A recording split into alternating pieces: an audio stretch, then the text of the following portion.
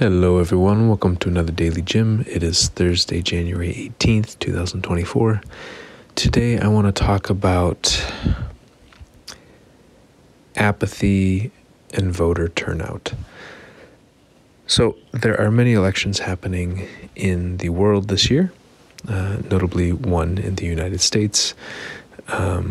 Main election, obviously every 2 years or so, there are different Senate seats that are up for election at the U.S. level, and then the House of Representatives every 2 years as well. But this year is a presidential election, so the president and vice president will be up for election.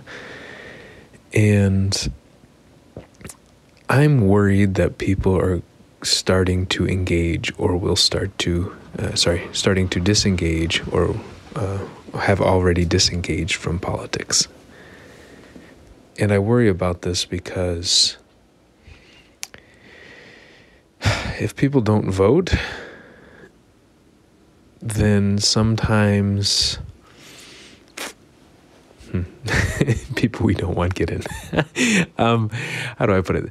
So I remember doing some research after Trump got elected and came across a company called Cambridge Analytica and SCL and some of these, and they said that it was too hard to convince people to switch their votes. And so what they did was they tried to convince people to not vote. And one of the tactics sometimes to get one's candidate to win is to convince the other people to not vote. And I just see this message of apathy spreading more and more. And I don't know if it's so much telling people directly that they should be apathetic. It's often that I think we feel too overwhelmed by emotion that we just give up. We just feel too overwhelmed. It's like we reach our limit and our capacity. And I've seen this happen not just in politics, but I've seen it happen in relationships, romantic ones and family ones, and in work relationships and such, that a situation can get so emotional for us that we reach our limits and we say, okay, I'm done, I'm exhausted, I'm tired, I don't want to ever talk about this again. Well, if we don't ever talk about these things again, how do we coordinate and collaborate and try to make joint decisions together? We can't. It's pretty hard if people aren't engaging in conversation. Doesn't even have to be spoken conversation, but exchanging information back and forth. It's pretty hard to work together and make decisions together.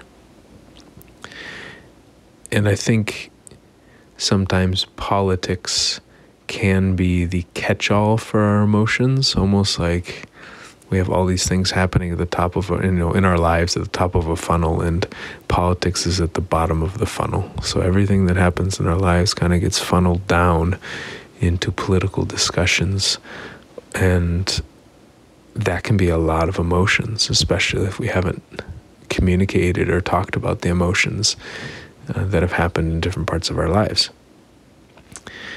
And so then it can really bottle up or filter down and kind of get really compacted, this place of a lot of different emotion. And we can get to the point where we say, okay, I've had enough. Maybe I've heard enough stories about the economy or about COVID or about Trump or about Ukraine and Russia or about Israel and Palestine, or immigration. I'm just done. I'm just done. I can't deal with it anymore because I have so much going on in my own emotional life. Man, I've heard people say this before. I don't want to hear about what's going on in your life because I got so much going on in my life. Or I don't want to hear about politics because I already have so much going on in my life. And I understand that, but how do we start working on the things that are going on in our lives, or at least working on the reactions that we have to them and our beliefs about them, so that maybe we can process some of these things so that we can contribute or we can pay attention without burning out? How do we increase our own emotional capacity so that if we get a little bit angry, we don't tip over the edge, and go into deep anger, or frankly, burn, just fry, quote unquote, fry the circuit and retreat.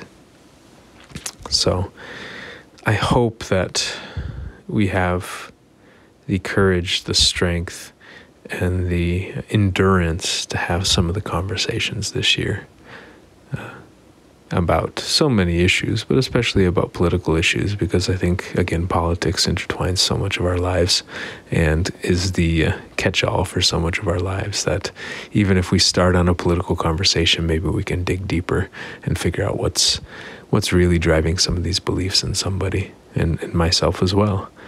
And I think I worry that, again, as I've talked about in the last couple episodes, that going towards like trying to get peace means trying to have almost an apathetic way of just, it's too much, it's overwhelming, I just want to kind of disconnect and I just want to be calm and happy and good vibes and just be really at peace. Well, how are we supposed to coordinate and deal with conflicts of opinions and beliefs and perspectives if we don't feel a little bit here and there?